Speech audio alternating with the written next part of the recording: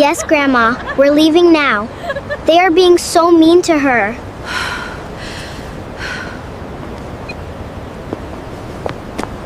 The maid's hands were still shaking when security walked her out the front gate, and nobody in that mansion knew her 3-year-old son was holding a phone in the back of a stranger's car, dialing the one number his mother told him to remember only in an emergency. Her name was Rosabelle. She had worked for the Grant family in their Connecticut estate for almost 4 years. She dusted their shelves. She folded their clothes. She rocked their newborn to sleep when the mother had migraines. She never once complained, not even when they forgot her name and called her the help in front of guests. That morning started like any other. Rose arrived at 6, tied her son Milo to the porch bench with his little backpack of toy cars, and stepped inside to start breakfast. By 7:30, she was gone, fired. No warning, no severance, just a folder slammed on the counter, and a single sentence from Mrs. Grant. We don't need people like you here anymore. If you are watching this video right now, drop in the comments where you are watching from and what time it is for you. And if stories about loyalty, betrayal, and justice speak to your heart, hit that subscribe button right now. Because what happens next in Rosa's story will stay with you long after this video ends. Like this video too. It helps more than you know. Rosa didn't understand at first. She thought maybe it was a mistake. Maybe Mrs. Grant was having a bad day. But when she saw the look in her employer's eyes, cold, sharp, final, she knew this wasn't about a mistake. This was about something else. Something she hadn't done. What did I do wrong? Rosa asked, her voice trembling. Mrs. Grant didn't even look up from her phone. Does it matter? Pack your things. Security will walk you out. Rosa's chest tightened. For years of scrubbing floors on her knees. For years of missing her own son's birthdays because she was working overtime for this family's parties. For years of trust gone in 4 minutes. She walked to the porch to get Milo, and that's when she saw him talking to a man in a black car parked just outside the gate. Rosa's heart jumped into her throat. Milo, get away from that car. But the man raised his hands calmly. Ma'am, I'm not a stranger. My name is Walter. I'm a driver for Mr. Harold Vance. I was told to wait here. Rosa blinked, confused. Wait here for what? For you? Walter said. Mr. Vance heard what happened inside. He wants to speak with you. Rosa didn't know it yet, but this moment would change everything. Not just for her, for an entire empire. Now let's rewind a little. Because to understand why this moment mattered so much, you need to understand who Harold Vance was. Harold Vance was one of the wealthiest men in the country. He owned hotels in Los Angeles, real estate in Florida, and a private investment firm headquartered in New York City. He was known for 2 things: his brilliant mind for business and his complete lack of patience for cruelty. He grew up poor in Chicago, raised by a single mother who cleaned houses just like Rosa did. He never forgot where he came from, even after he became a billionaire. Harold had been renting a private guest house on the same street as the Grants for the past few weeks, while his main estate was being renovated. That morning, he was sitting by his window sipping coffee when he noticed a woman being escorted out of a house across the street, crying, holding a small folder of her belongings. Something about the scene bothered him. He couldn't explain why. Maybe it reminded him of his mother. He sent his driver to observe quietly, not interfere, just understand what was happening. That's when Walter noticed little Milo sitting alone in the yard, tears streaming down his face, holding a small toy phone that looked oddly real. Hey there, buddy, Walter said gently. Are you okay? Milo looked up with big brown eyes. They took my mommy's job. She said if something bad happens, I should call this number. Walter's brows furrowed. What number? Milo held up the phone. It wasn't a toy. It was real. Rosa had given her old phone to her son with only one contact saved, a number she said was for emergencies only. It was the number of a lawyer named Grace Coleman, a family friend who had once helped Rosa with paperwork years ago. Grace had told Rosa, if anything ever happens to you at that house, call me immediately. Milo had already pressed the green button before Walter could stop him. By the time Rosa rushed to grab her son, the call had already connected. And on the other end was not just any lawyer.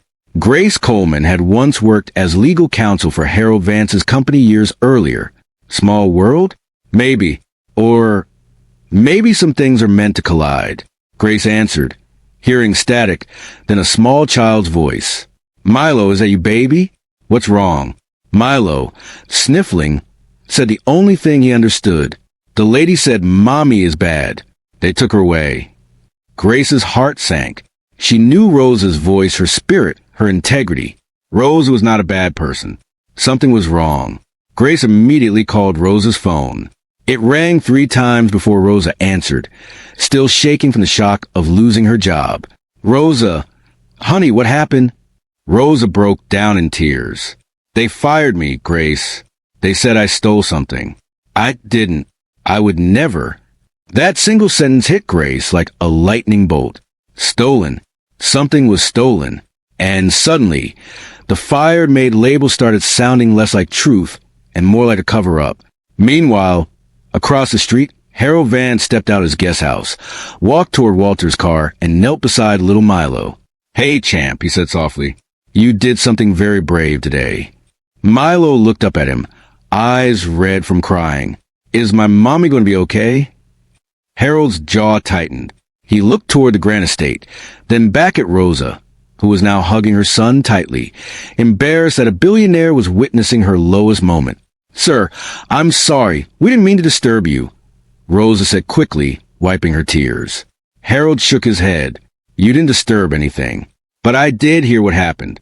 And if you don't mind me asking, what exactly did they accuse you of?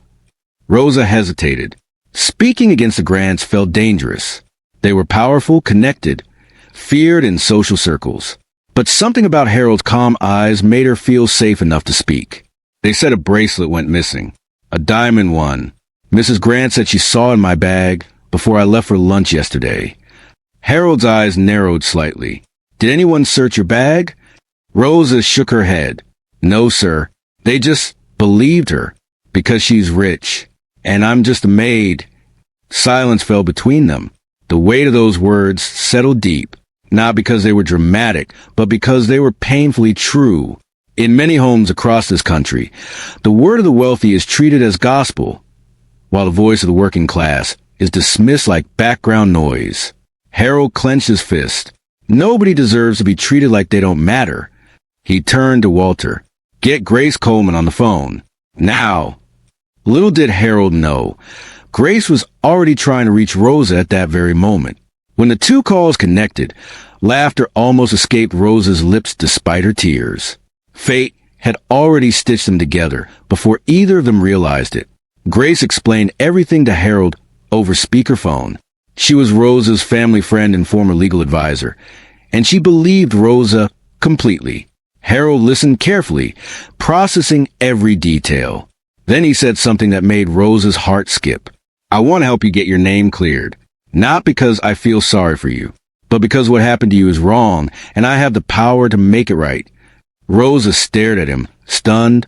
Sir, I don't want charity. Harold shook his head firmly. This isn't charity. This is justice. That single word, justice, echoed in Rosa's chest like a drumbeat. For years, she had been invisible in rich people's homes, seen only as hands that cleaned, not as a woman with dignity. And now, a man with real power was standing in front of her, promising to fight for her. But this story wasn't going to be simple. Because if Rosa didn't steal that bracelet, then who did? And why would Mrs. Grant lie so confidently? The answer was closer to home than anyone expected. Harold offered to have his own private investigator look into the matter, someone who worked quietly, discreetly, and thoroughly. Within hours, the investigator, a sharp woman named Diane Foster, arrived at the Grant estate under the pretense of being an insurance evaluator, a cover Harold had arranged through one of his companies. Diane moved to the house carefully, examining security footage, staff logs, and entry points. It didn't take long before something curious caught her eye. The home security cameras, usually functioning 24 hours a day, had a strange gap in footage, exactly during the time the bracelet disappeared. Someone had turned off the cameras on purpose. Diane dug deeper. She discovered that only 3 people had access to disable that system. Mr. Grant, Mrs. Grant, and their 19-year-old son, Tyler. Tyler Grant was known around town as reckless, spoiled, and drowning in debt from underground gambling circles. Diane pulled his phone records, discreetly obtained through legal channels with Harold's connections, and found a chilling pattern. Multiple calls to a pawn shop in Los Angeles 2 days after the bracelet disappeared. The pieces began falling into place like dominoes. Diane brought her findings to Harold that same evening. He sat quietly, staring at the documents, jaw tightening with every page. He sold his own mother's bracelet to pay gambling debts, Harold muttered, and they blamed an innocent woman to cover it up. Grace, who had joined the meeting through video call, shook her head in disbelief. This isn't just wrongful termination anymore. This is fraud, defamation, and possible obstruction if they knew the truth and fired her anyway to protect their son. Rosa, sitting quietly in the corner of the room, felt her hands trembling, not from fear this time, but from something new. Hope. So they knew, she asked softly. They knew it wasn't me? Harold looked at her directly. We're going to find out. The next morning, Harold requested a private meeting with Mr. and Mrs. Grant, using his business reputation as leverage. Rich people rarely refuse meetings with other rich people, especially one as influential as Harold Vance. When Harold walked into the Grant estate, Rosa stayed outside in the car with Milo, her nerves rattled, unsure what to expect. But this time, she wasn't alone. Grace sat beside her, holding her hand. Inside, Harold sat across from Mr. and Mrs. Grant in their extravagant living room, surrounded by paintings worth more than most people's homes. Mr. Vance, what a surprise, Mrs. Grant said, forcing a smile. To what do we owe this visit? Harold didn't waste time with pleasantries. I know what happened to your bracelet. The room went cold.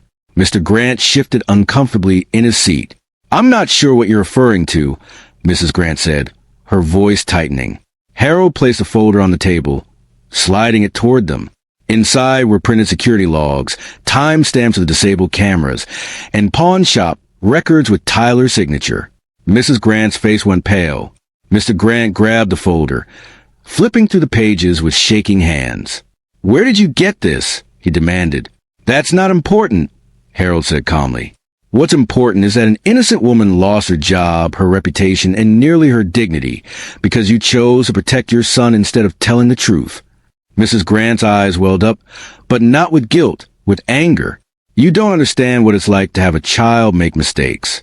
Harold's voice grew sharp. No, but I understand what it's like to grow up poor, watching my mother get blamed for things she never did, simply because she couldn't fight back. Rosa couldn't fight back either. But I can. Silence swallowed the room. Then Harold said the words that would echo through every headline by the end of that week. You have 24 hours to publicly clear her name, or I will make sure every business partner, every social circle, and every media outlet in the state knows exactly what kind of people you really are. Mr. Grant swallowed hard. And if we do clear her name? Harold stood up, buttoning his jacket. Then maybe, just maybe, you keep whatever reputation you have left. He walked out without another word. Outside, Rosa watched Harold approach the car, his expression unreadable. Her heart pounded in her chest. What happened? She asked nervously. Harold looked at her, and for the first time since they'd met, he smiled. You're going to get your name back, Rosa. And more than that, news spread fast. Faster than anyone in the Grant household expected. Word had leaked through hushed conversations among household staff, distant relatives, and eventually reached a local reporter who had long suspected the Grants of shady behavior behind their polished public image. By evening, an anonymous tip had circulated online, quiet whispers turning into loud questions. Did the Grants fire an innocent maid to protect their son? Screenshots of Tyler's pawn shop records, leaked from an unknown source, began surfacing across social media. Mrs. Grant's phone buzzed nonstop. Friends canceling lunch dates. Business partners asking uncomfortable questions. Their carefully built image, the perfect family, generous donors, pillars of community, was crumbling in real time. Rosa sat in Grace's small apartment that night. Milo asleep on the couch beside her, exhausted from the day's chaos. She stared at her phone, watching the story unfold online, still in disbelief that any of this was real. This doesn't feel real, she whispered.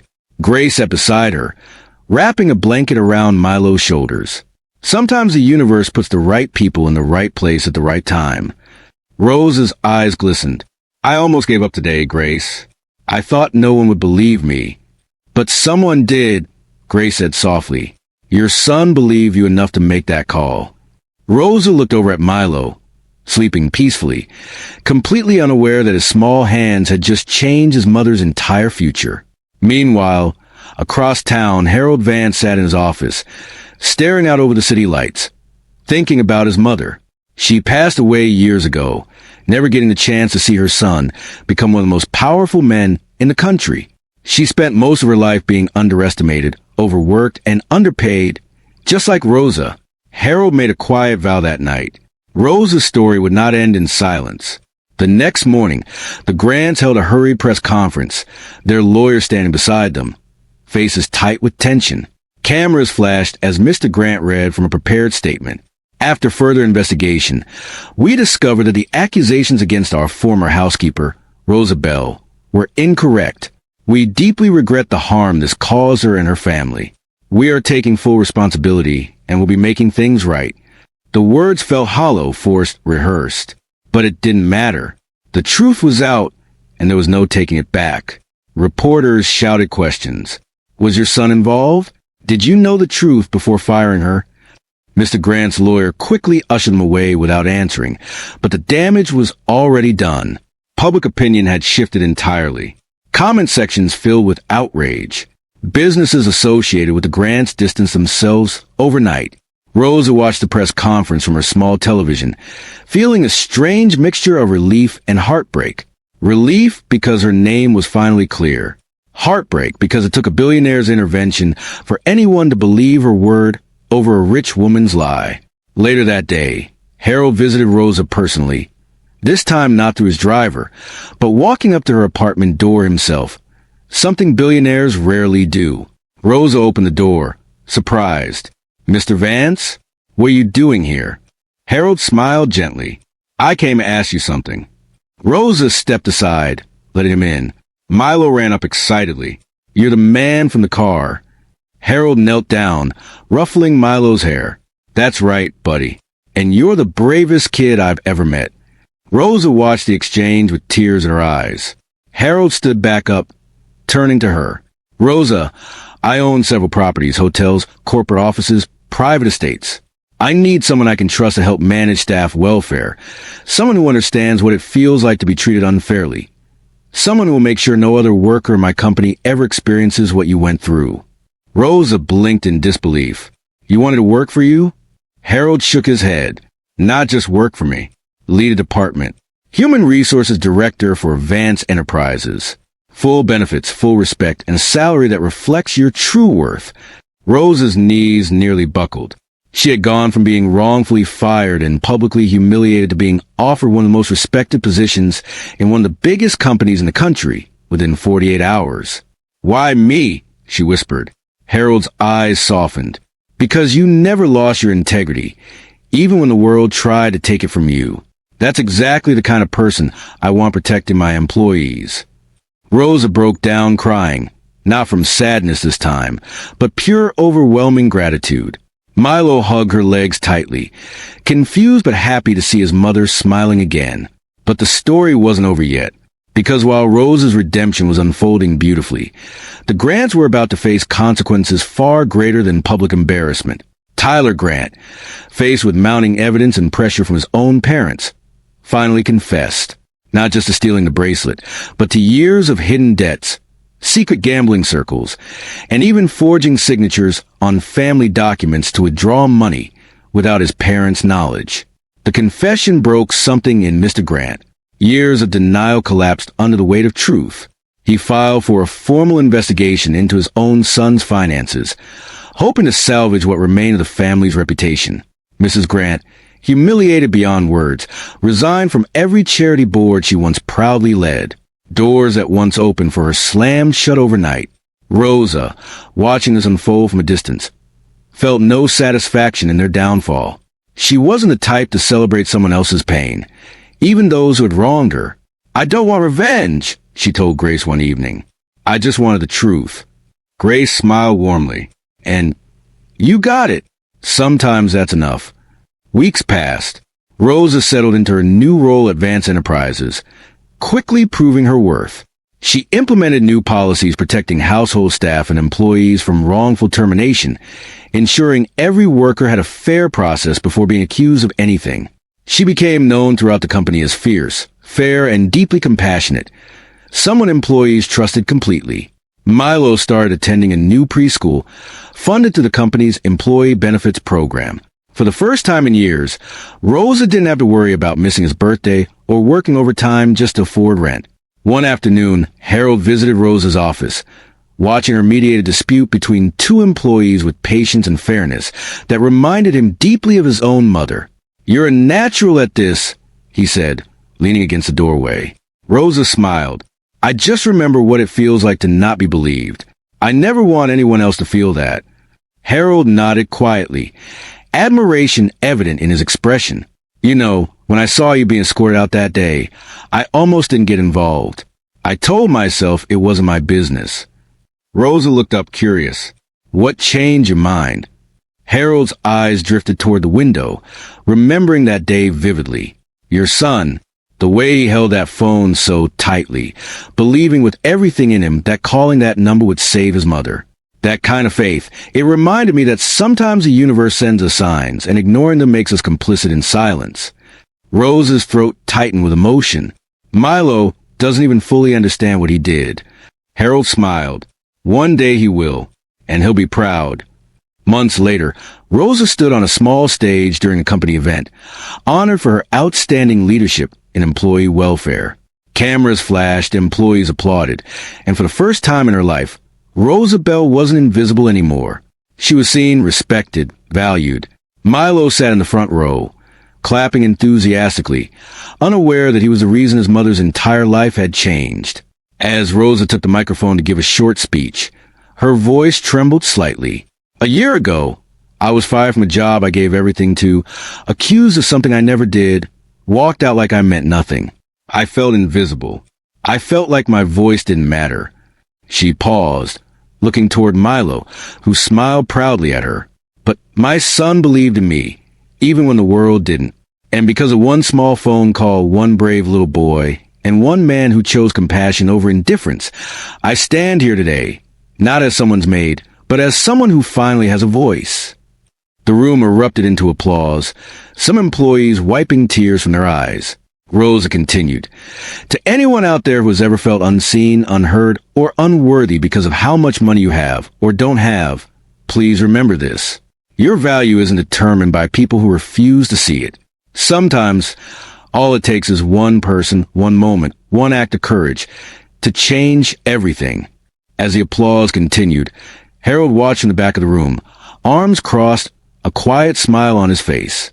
He thought about his mother again, wishing she could see this moment, knowing somewhere deep in his heart that she would have been proud of what he'd done. Rosa's story didn't end with revenge. It ended with restoration. Restoration of her name, her dignity, and her future. The Grants, meanwhile, faded quietly from social prominence, their name no longer whispered with admiration, but with quiet disappointment.